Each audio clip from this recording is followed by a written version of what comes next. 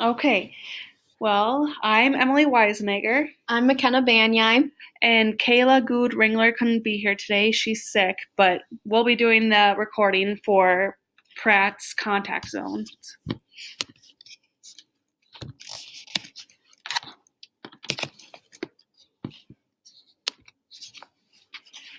So Sam in the baseball cards. Sam learned a lot more than just literacy using baseball cards. He learned batting averages that helped him in math, learned history about the players and how exchanges worked.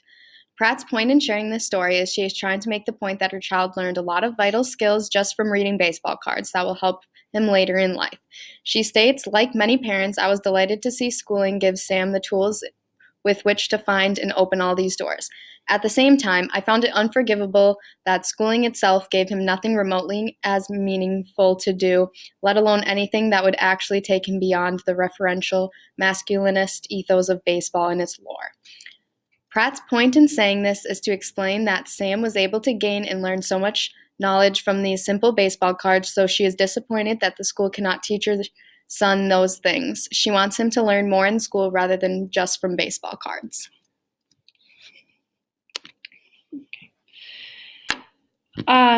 Guaman Poma's letter to the king shows how important the interpretation of another language is to understanding what someone is trying to say.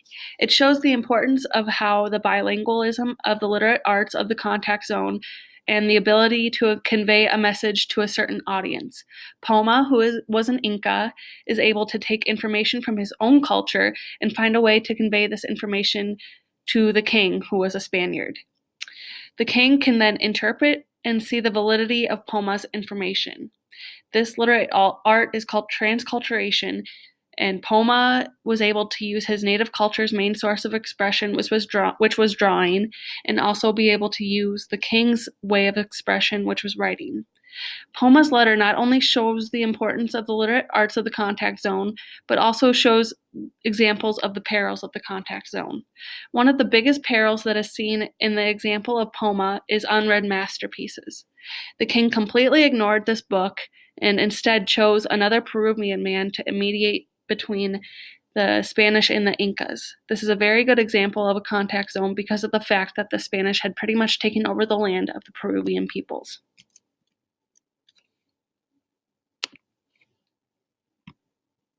The definition of contact zones. A contact zone is a place where one would find power relations. The contact zone is often overlooked by most, but are used by those who do not have as much power. Contact zones are formed when different cultures meet, usually from a result of either slavery or the conquering of another country, such as in the letter from Poma to the king. Poma's situation is exactly what a contact zone is, a person with lesser power using literate arts of contact zones to try and give themselves a voice. Also, with Sam and his baseball cards, Sam learns about history through them, depending on when the baseball player played and where they played, and he's learned about the big issues going on in that time. The literate art of contact zones. In the contact zones, those with lesser power have to somehow try and make themselves heard. They achieve this by using the literate arts of contact zones. Autoethnography, transculturation, critique, collaboration, bilingualism, mediation, parody, denunciation, imaginary dialogue, vernacular expression. These are some of the literate arts of the contact zone. In Pomo's letter to the king, he shows a literate art of contact zone by using bilingualism to give an interpretation. He also uses autoethnography to show the differences between his culture and the Spaniards throughout history, and transculturation in order to show these differences. Sam's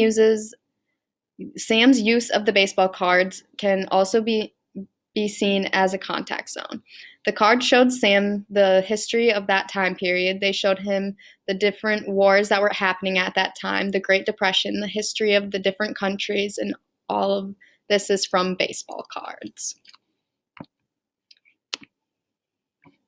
The perils of the contact zones. Since contact zones are a place for those with lesser power to try and give themselves a voice through the literate arts, there are going to be some downsides. Miscomprehension, incomprehension, dead letters, unread masterpieces, and absolute heterogeneity of meaning. These are some of the perils of writing in the contact zone. A situation where this has happened is Poma's book becomes an unread masterpiece, maybe even a dead letter, due to the king ignoring it and choosing to read a book from a different Peruvian man. The problem of imagined communities.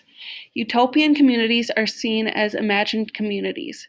When looking at languages and how the modern nations of them as speech communities, the utopian modern nations see themselves as imagined communities. There are 3 ways that characterize the utopian modern nations as imagined. First, it is imagined as limited by finite, if elastic, boundaries. Second, it is imagined as sovereign. And third, it is imagined as fraternal, a deep, horizontal comradeship for which millions of people are prepared not so much to kill as to willingly die. In the imagined communities, everyone is thought to be at the same level and is treated as such even if that might not be the case. Despite whatever conflicts or systematic social differences might be in play, it is assumed that all participants are engaged in the same game and that the game is the same for all players. Often it is. But of course, it often is not. It does not matter if someone is headed of the others or behind. They are all involved. They are all thought of as being the same level and the same difficulty as the others involved. The Cultures, Values, and Ideas course. Along with rage, incomprehension, and pain, there were exhilarating moments of wonder and revelation, mutual understanding, and new wisdom, the joys of the contact zone. This new course used a broad variety of information that each student related to differently. Students heard about their own culture from different perspectives and also learned about other cultures, values, and ideas. The point of Pratt sharing this was the significance of changing this course to more of a contact zone. Students got to learn more about diversity, the background of their peers and classmates. It showed that each student has different experiences in the world. This course involved everyone, and it was no longer the teacher talking at you, but everyone was learning from each other. And where does this all fit in together?